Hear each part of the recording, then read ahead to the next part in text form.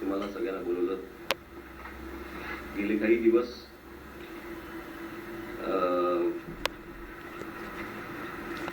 रमेश वांजळे यांच्या पुण्याच्या जागे संदर्भामध्ये, पोटनिवडणुकीच्या संदर्भामध्ये मला अनेक जण प्रश्न विचारत होते की काय करणार.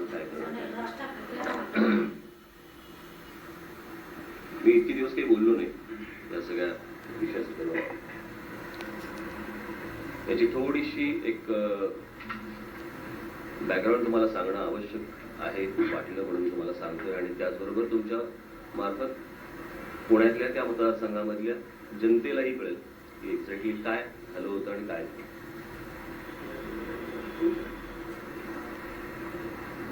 मला आठवते त्याप्रमाणे ज्या दिवशी रमेश वांजळे गेले त्या दिवशी तिथे स्मशानभूमीमध्ये आम्ही सगळेजण असताना तिथेच मला काही लोकांनी सांगितलं की राष्ट्रवादीवाल्यांचा काही डाव चालू आहे की वांजळे वहिनींना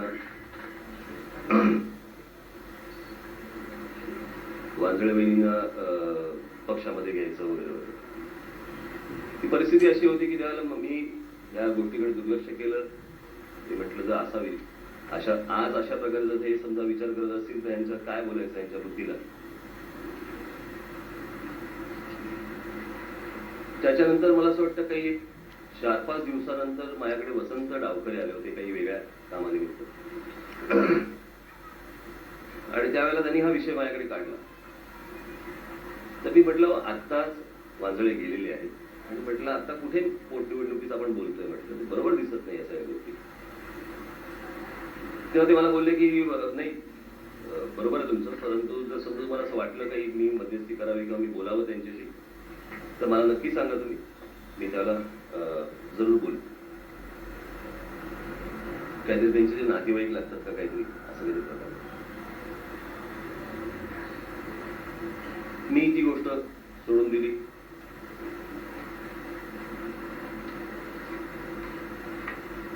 याचं कारण असं होतं की मला जो एक विश्वास होता, रमेश वांजळे हे ज्या वेळेला राष्ट्रवादीकडे जेव्हा तिकीट मागायला गेले होते त्यावेळेला त्यांच्या गळ्यातलं सोनं इथपासून त्यांची इमेज काय, तुम्हाला कसं तिकीट देणार, तुम्हाला तिकीट दिलं तर आम्हाला लोक काय म्हणतील, या प्रकारच्या सगळ्या गोष्टी या रमेश वांजळेंना त्यांनी सुनावल्या होत्या राष्ट्रवादीच्याच लोकांनी, नेत्यांनी.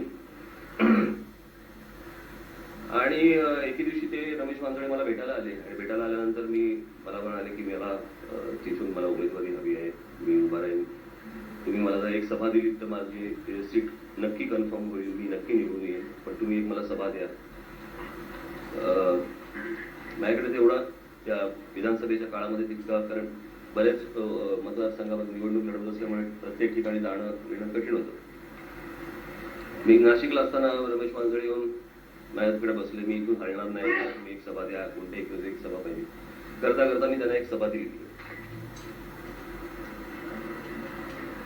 आणि रमेश वांजळे काय होते काय नव्हते हे तुम्हाला काही सांगायची आता मी आवश्यकता नाही. मला सांगायचा उद्देश फक्त एवढा, ज्या माणसाला तुम्ही उमेदवारीसाठी नाकारलं होतं, तुम्ही उमेदवारी देणार नाही म्हणून सांगितलं, त्यांच्या इमेज बद्दल तुम्ही चर्चा केली होती. आणि आज त्याच रमेश वांजळेंच्या मिसेसना घेऊन तुम्ही अशा प्रकारची गोष्ट करतात. मला वाईट या गोष्टीचं वाटलं की वांजळे वहिनी या आमच्याशी एक वेगळं बोलत होते आणि राष्ट्रवादीशी एक वेगळं बोलत होते. बरं गरज काय होती या गोष्टींची? त्यांना आमदार बनवल्यानंतर त्यांना जे काही आज स्थान निर्माण झालं